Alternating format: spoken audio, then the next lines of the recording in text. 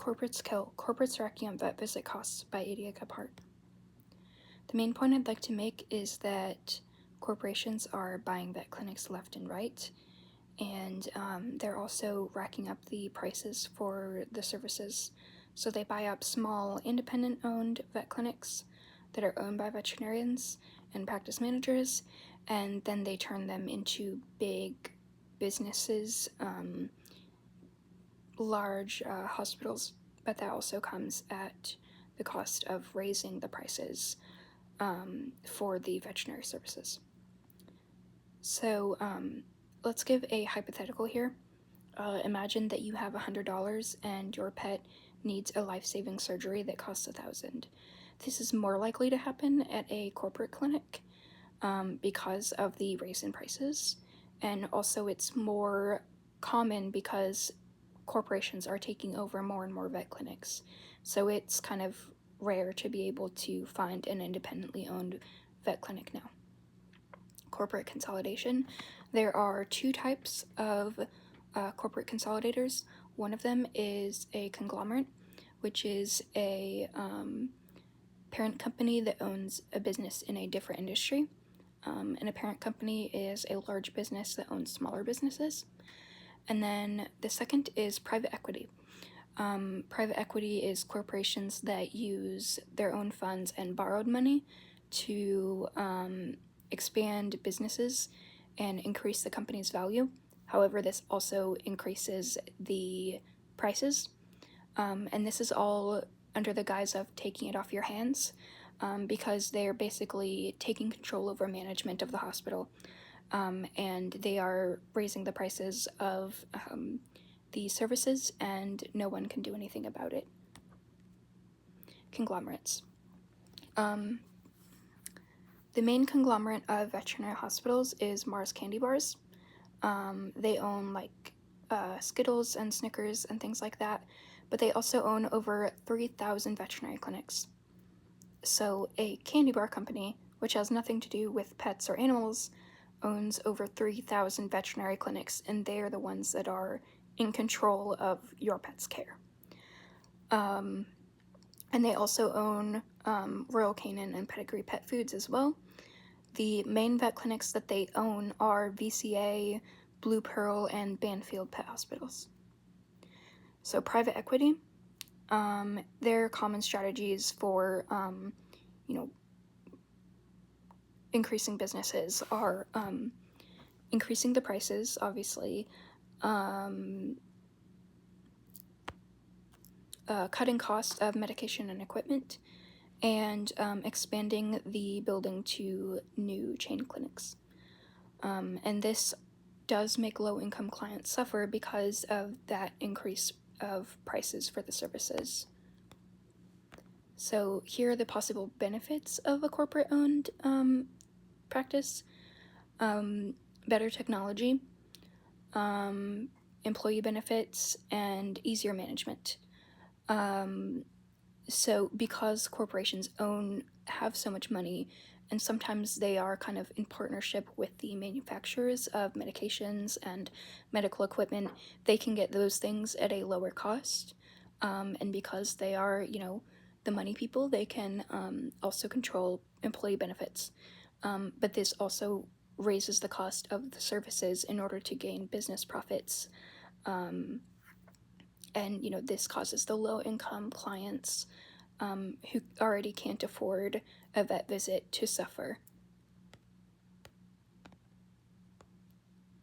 The impact on veterinarians, they have less freedom to make decisions about pricing. So let's say a vaccine costs $50 and someone comes in that can't afford that. An independently owned clinic, the veterinarian would be able to cut that price down to like $35. Whereas a corporately owned clinic, nobody would be able to make that choice. So some other impacts on the veterinarians include compassion fatigue, which is lack of empathy due to being repeatedly exposed to animal and human trauma. And then burnout, which is the physical and emotional exhaustion of chronic workplace stress.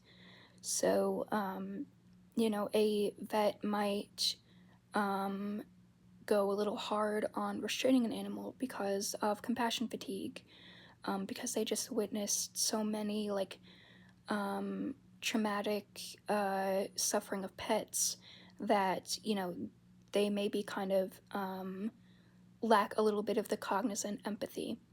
And then burnout, they're going to be exhausted and maybe not put in all of their effort into caring for their patients because of just that chronic stress that they're experiencing at work.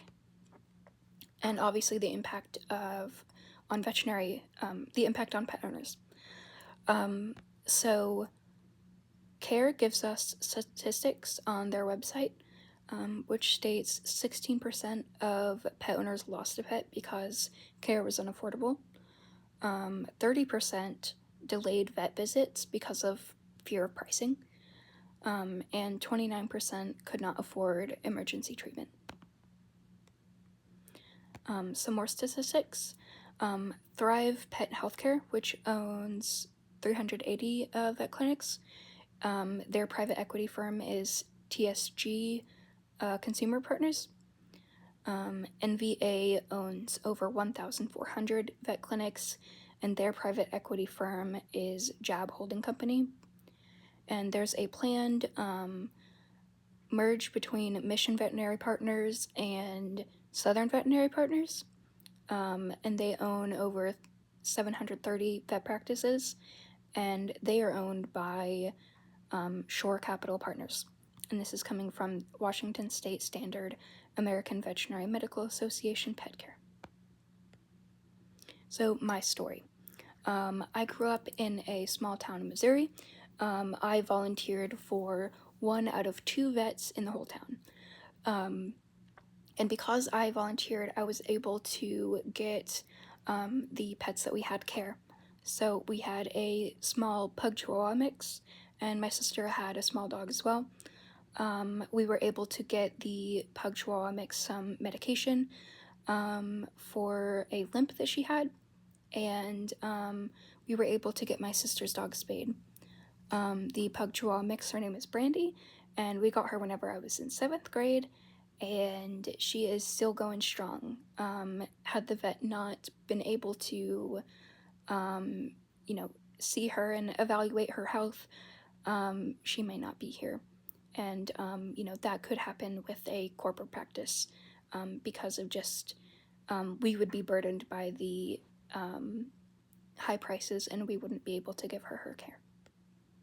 So Charlotte Animal Referral and Emergency, also called CARE, is a vet hospital that has a silent partner fund for families that can't afford treatment. A silent partner fund is whenever an investor contributes capital, but they do not interfere with the day-to-day business.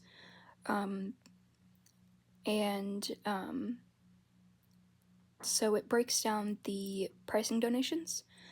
So a $500 donation can give a pet an ultrasound, which can detect pregnancy, kidney stones, even internal bleeding. A $250 donation can get a pet an x-ray, which can detect broken bones, also pregnancy, and if your pet swallowed something, like a foreign body. A $100 donation can get your pet a kidney lab test, which can see the health of their kidneys and as well as detect what stage of kidney failure they may be in.